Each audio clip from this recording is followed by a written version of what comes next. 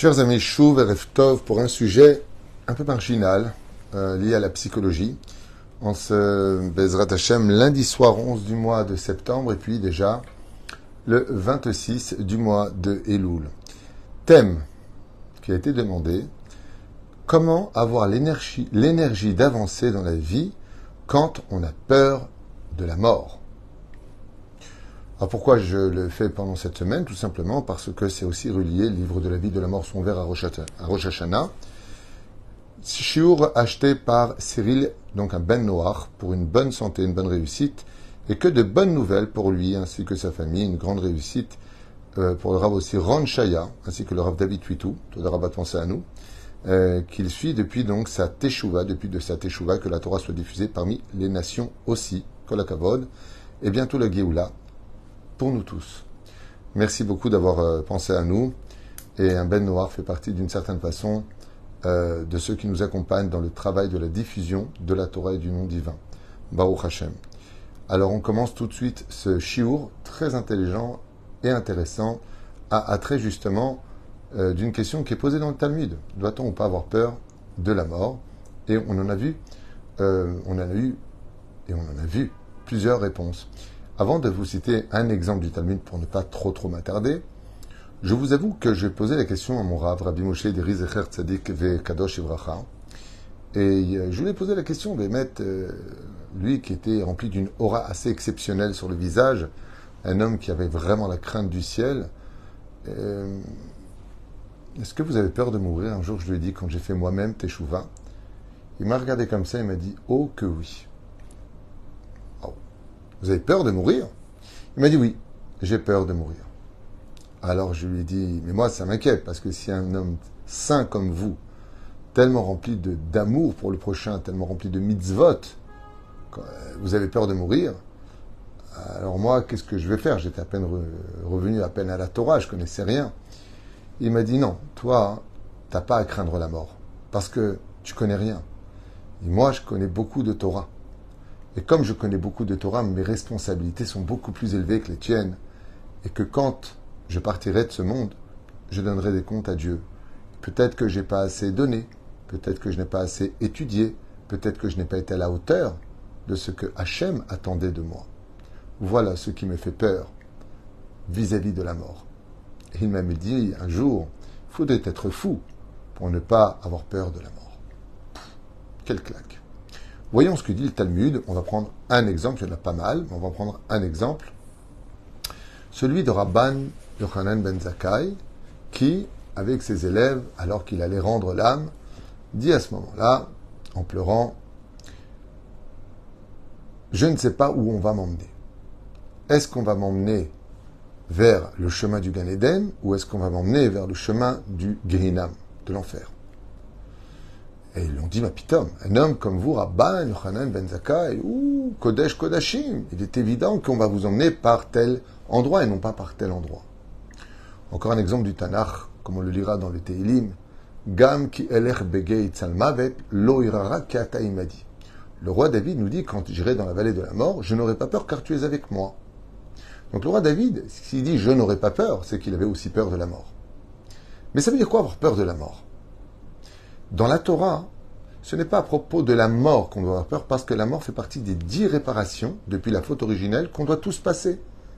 Mais la mort n'est pas le dernier mot, puisqu'il y a résurrection des morts. Pour ceux qui auront de la Torah dans les mains, fait Shabbat et accompli les mitzvot de la Torah, ou soutenu la Torah. Ainsi donc, dans le judaïsme, oui, le sujet de la mort est un sujet très important. Nous arrivons à Rosh Hashanah.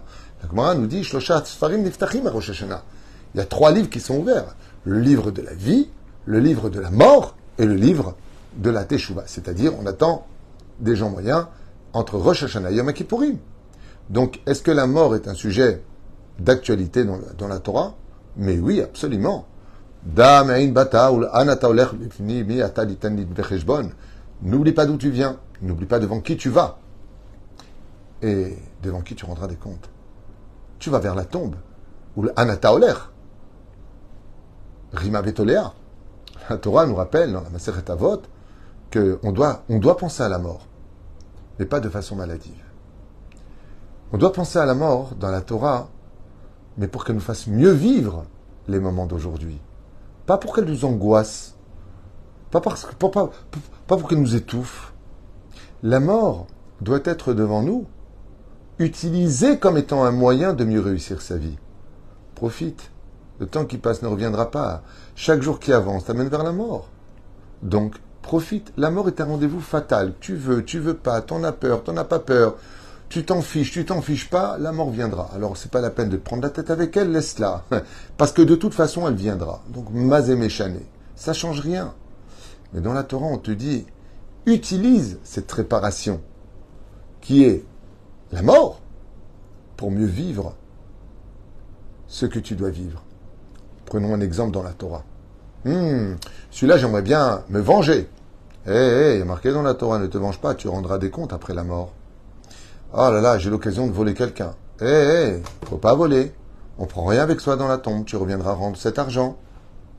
La mort va être utilisée en disant que la finalité de notre vie finit pas avec un coffre qui rentre avec nous dans la tombe.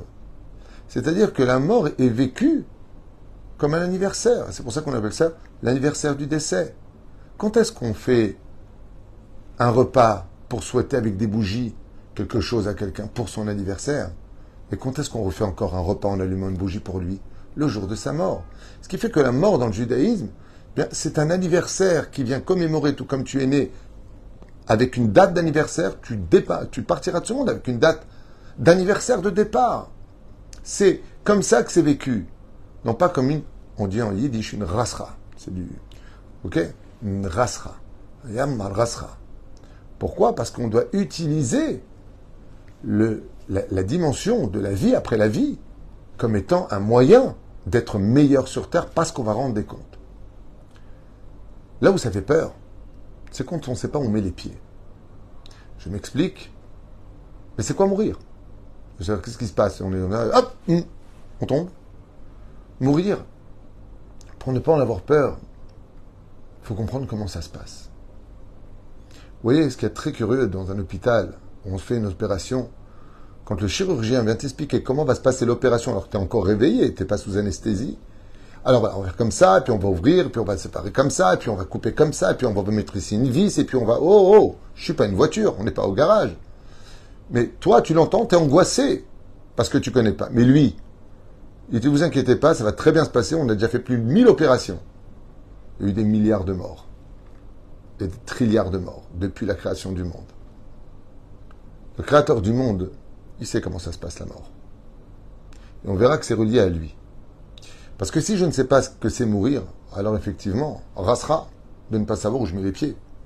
Vous savez, quand on rentre dans un couloir où il y a plein de lumière, même si c'est un peu ambigu, on n'a pas de problème. Mais quand on rentre dans une pièce, Bessarako, il n'y a pas du tout de lumière, le moindre pas, on a peur, parce qu'on ne sait pas où le poser, on ne sait pas ce qui se passe. Ce qui fait que quand on étudie la Torah, plus on étudie la Torah, moins on s'occupe de la mort, parce qu'on a étudié c'est quoi mourir. Mais sachez une chose, il y a des gens dans ce monde qui ont vécu alors qu'ils étaient morts. Et quand ils sont morts, ils ont enfin vécu. Je vous donne un exemple bête qui va peut-être vous faire sourire de Rabbeinu. Quand il était vivant, personne n'était à la maison chez lui. Quand il était vivant, il était en guerre avec tout le monde. Personne ne parlait avec personne. Depuis qu'il est mort, il y a du monde qui vient pour l'Askara, qui vient pour son souvenir. Les gens font la paix avec les uns que les autres. C'est pas le moment de se disputer. Ils font un repas ensemble. Ils parlent de lui, alors qu'avant on ne parlait pas de lui. Et ainsi de suite. Ce qui fait que des fois, il y a des gens qui vivent plus de leur mort que de leur vivant. Même au niveau des chefs-d'œuvre, comme Picasso et autres, Rembrandt, qui ont tous été connus après la mort que de leur vivant. Ce qui fait que la mort est une continuité de la vie, seulement tu continues sans corps. La question c'est où est-ce qu'on va? Qu'est-ce qui se passe? Qu'est-ce qu'on devient? Alors la Torah va t'expliquer en long et en large la réalité et la vérité, et non pas des inventions de j'imagine, je pense que j'ai demandé à un démon qui m'a dit voilà ce qui se passait et qui m'a embrouillé l'esprit. Non, pas du tout. La mort existe, et la situation de quitter ce monde est une situation qui, comme le dit le Zohar Kadosh ainsi que la Gemara, quand un enfant vient au monde, lui pleure pendant que nous on rit. Mazel Tov. Quand il quitte ce monde, nous on pleure et lui il rit. Comment ça se passe exactement? S'il a fait ce que Akadosh Baruch Hu lui avait demandé de faire, si c'est un Ben Noach, les 7 mitzvot, pas d'avodazara, pas d'idolâtrie, pas d'inceste, pas de, alors la mort pour lui, c'est un sourire. Et ici, effectivement, lo alenu velo alechem. La personne ne faisait pas Shabbat, elle ne mangeait pas kasher, elle ne faisait pas la nida, elle ne faisait pas ceci et cela. et elle concrétisait pas la nation d'Israël, elle s'était détachée de Altifrosh Minatsibour, ouais, et de l'autre côté, le Ben Noach, lui, en tant que non-juif, il a 7 mitzvot, Bessachakol à faire, et puis on n'a rien à faire, il va faire sa vie comme il l'entend. Alors oui, là, dans ce cas-là, nous devrions tous avoir peur de la mort, parce que la mort, c'est passer à la caisse. Comme dit Rabbi Akiva, tant que tu es dans la boutique, tu peux mettre autant de produits que tu veux à l'intérieur. C'est quand tu passes à la caisse, il faut avoir les moyens de payer. Donc il faudra avoir beaucoup plus de mérite dans ce monde pour pouvoir payer toutes les dettes maintenant qu'on a accumulées pendant toute une vie entière. Alors voilà, c'est plus ou moins l'esprit de la Torah, c'est que tout simplement dans le judaïsme, vous verrez qu'on est rempli de vie. C'est tout le temps Shabbat, Yom Tov, Mazel Tov, les Brit Milot, et aussi, malheureusement, la période de décès pour laquelle nous sommes cadrés par des lois très, très, très précises. 3 jours tu pleures, 7 jours les spèdes, c'est-à-dire les raisons funèbres, 30 jours pour les cheveux, 11 mois et les 12 mois. Et après, tous les ans, on rappellera la Haskara, le souvenir de la personne décédée, pour lequel nous allons faire des mitzvot, ce qui fait que pour nous, on continue la vie pour la personne qui est partie de ce monde. Ce qui fait que la mort, dans la Torah, c'est très bizarre, mais chez nous, les Juifs, eh bien, quand on a un Haskara, eh bien, on mange, on se voit, comment ça va, je suis content de te voir. C'est la vie. C'est-à-dire que le mec, il est mort, on vient pour lui, et c'est la vie. Et puis, tu as le fils qui se lève, qui fait une dracha, tout le monde est content, waouh, quel fils il a laissé sur terre. Des belles choses, de la moralité. Ce qui fait que la mort, même chez nous, les Juifs, en tant que pratiquants et que religieux, regardez les Iloulot. Là, ils sont partis chez Rabbi Chaim Pinto, à la Vachalom, au Maroc. J'ai oublié comment ça s'appelle, Wassira, j'ai oublié le nom, peu importe. Et bon, il y a eu le tremblement de terre malheureusement. Et on voit chez la Iloula de Rabbeinu, la Iloula du Rabbi Lubavitch, la Iloula de Rabbi Moshe Ederi, quand on l'a fait, c'est la fête. Essaouira, ouf, je connaissais bien le nom, mais ça venait pas. Essaouira, exactement. Quand on va à une Iloula, vous allez constater que Rabbi Shimon Bar Yochai Lag BaOmer, mais c'est la teuf. Franchement, c'est la fête. Ce qui fait que chez nous, les Juifs, même la mort, c'est un repas, on est bien les uns avec les autres, on écoute de la Torah, on va faire des Teilim, on rappelle ce qu'il faisait, ce qu'il était. C'est un truc de fou. Normalement, on doit être payé en noir, personne ne parle, on est triste. Ça, c'est quand il est vraiment mort. Mais nous, les Juifs, on porte même pas de vêtements noirs. La tradition, c'est d'être habillé normal. C'est incroyable comment nous vivons la mort. Il y a le deuxième volet. Il y a le côté, donc j'ai pas de problème au niveau pathologique, qu'on va expliquer donc tout de suite. Et puis, il y a l'autre problème, qui donc n'est pas relié au spirituel, parce qu'il y a une vie après la mort. Donc je vous le dis à voix haute pour les juifs et les non-juifs, ne croyez pas que mourir, c'est là, il n'y a plus rien derrière la mort. Quand tu es mort, tu dors pour l'éternité, et il n'y a plus rien, ton âme, on ne sait pas, elle va à la poubelle, je ne sais pas comment vous voyez les choses. Il y a une vie après la mort. Mourir ressemblerait exactement de passer d'une pièce à une autre pièce. C'est-à-dire que je ne me vois plus, mais je suis de l'autre côté. Ou alors, tout simplement, retirer mon vêtement, le laisser sur la chaise et je sors dehors. Ça veut dire que je suis mort. Non, je suis sans vêtement corporel, qu'on appelle le corps humain. Mais il y a un deuxième volet qui, lui, par contre, est beaucoup plus compliqué, beaucoup plus difficile, qui est malheureusement la thanophobie. Donc c'est très connu comme maladie chez les psychiatres. La thanophobie, c'est la peur de mourir, qui vient du grec thanatos, qui veut dire la mort, tout simplement. Et donc ça, par contre, c'est considéré réellement comme une pathologie. Comme on a un schizophrène, on peut avoir un bipolaire, on peut avoir un borderline, ou toutes sortes de maladies qui existent malheureusement au niveau des pathologies maniaco-dépressives et autres. Et il y a ce que l'on appelle donc la thanophobie. Et la thanophobie, comme toutes les maladies psychologiques, eh bien c'est une maladie qui, j'essaie de rester concentré parce que j'ai tellement d'idées qui me montent quand je vous parle en même temps que je voudrais relier à cette pathologie, que je préfère rester sur le cadre, Ken. Ok, eh bien cette pathologie est empreinte de symptômes qui sont très difficiles à vivre. Des symptômes comme de la tachycardie, à l'estomac, des vertiges, des diarrhées, des constipations, des sensations d'étouffement, des douleurs musculaires, des maux de tête, des troubles du sommeil. Et la liste est longue. Ça veut dire que c'est une espèce de panique que nous avons à l'intérieur, réactive, due à une émotion exagérée. C'est-à-dire que nous allons, au niveau malheureusement de nos réactivités, dues justement à des chocs émotionnels, ça peut venir d'une éducation très sensible, ça peut venir de quelque chose qu'on a vu, d'une émotion non gérée quand on était enfant, d'un cauchemar ou même d'une apparition de spectre, qu'on a vu dont on a osé parler à personne. Comme par exemple un enfant qui avait 6 ans, il était dans sa chambre, et puis comme ça, il voit de ses propres yeux une ombre devant lui, et il sait que c'est quelque chose qui vient du monde de la mort. Et cette ombre-là va le marquer au plus profond de lui. Maintenant, il ne va plus jamais la revoir. Mais au fond de lui, il sait que là, il vient d'avoir quelque chose qui vient des mondes parallèles, et il peut créer cette pathologie. Ça peut être aussi d'avoir vu le corps d'un proche qu'il a vu de ses propres yeux, un film d'horreur où on voit, Chas v'Shalom, une scène qui est gore, et on n'était pas prêt à ça psychologiquement, ou trop fragile psychologiquement. En réalité, la liste serait beaucoup trop longue sur le domaine psychologique d'expliquer comment on peut développer cette pathologie. Mais par contre, ce qui est sûr, c'est que cette réaction, donc, qui est une vraie pathologie due à un choc émotionnel et autres, qui vient essentiellement de la dépression, ça peut venir aussi d'une dépression interne, de panique, de claustrophobie, par exemple. Souvent, j'entends d'ailleurs cette phrase, moi qui suis claustro, dans la tombe, quand on va être enfermé dans une boîte, rasera. Nachon, tu as raison, c'est rasera. Mais si tu as confiance, alors tu verras que rien n'est rasera dans ce monde, car Mishema Amin Lomefached, le klal, la généralité, le meilleur médicament dans ce monde, c'est la foi, sachez-le. C'est ce qu'on dit dans le judaïsme. Mishema Amin, celui qui croit vraiment en Dieu, quelque chose Metimuzem, qui nous prend par la main après la mort, comme aujourd'hui, malheureusement, une personne est décédée.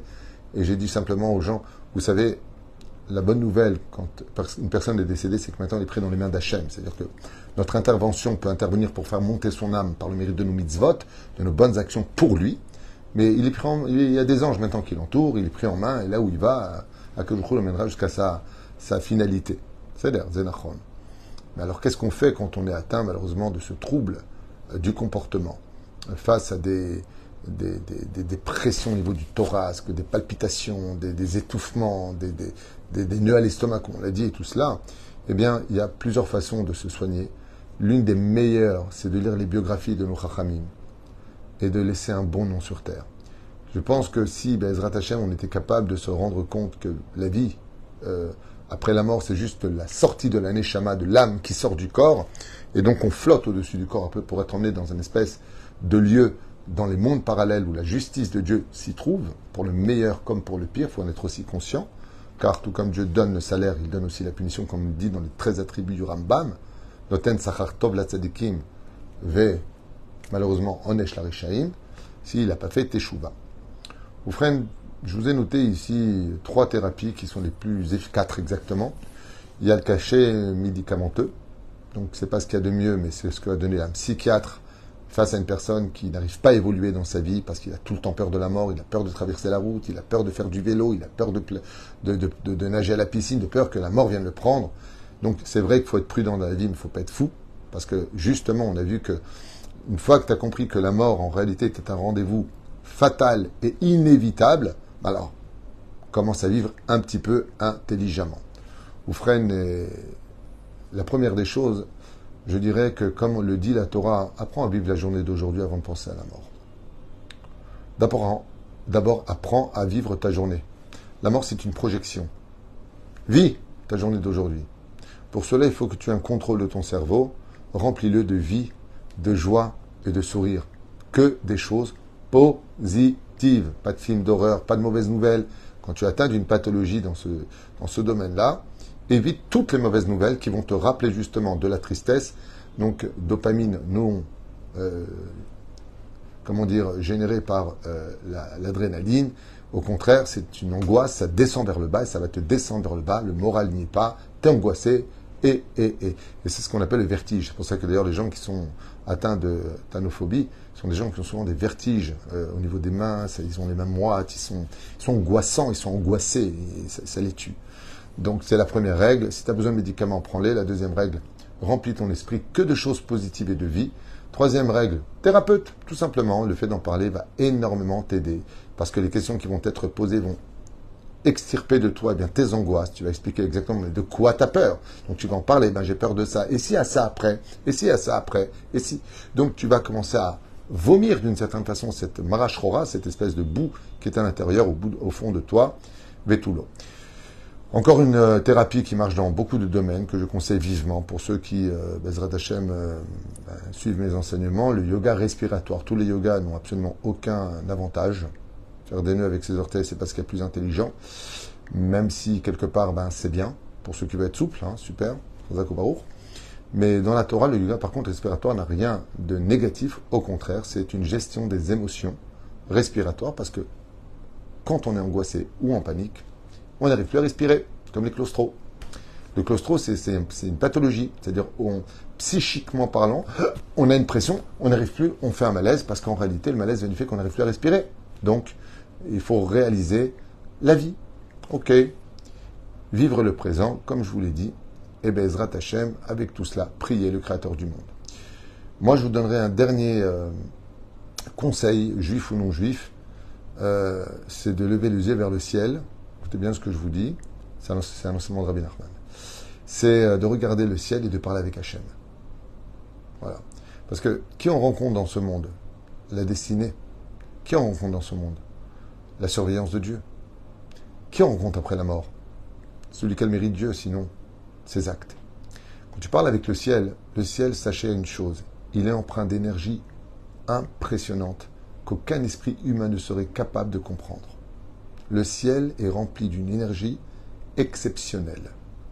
Et cette énergie-là est empreinte d'une possibilité, comme tu dirais, de nourrir notre neshama.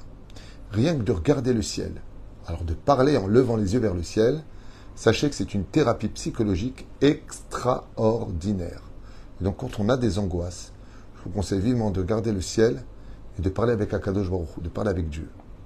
Et de lui parler de vos problèmes. Parce que le plus grand psychiatre, le plus grand psychologue, la plus grande maman, le plus grand papa, le plus grand créateur du monde, la plus grande gentillesse, le plus grand cœur, mais aussi la plus grande justice, viennent du ciel. On dit Yéré Shamaim. Je crains le ciel. Parce que de là-bas, je sais que je suis observé. Ça s'appelle exactement la Hit Bodedut. Parler avec Akadosh Baruch Hu soigne de toutes les maladies et de toutes les pathologies. Je ne sais pas si vous le savez, mais je vous le dis.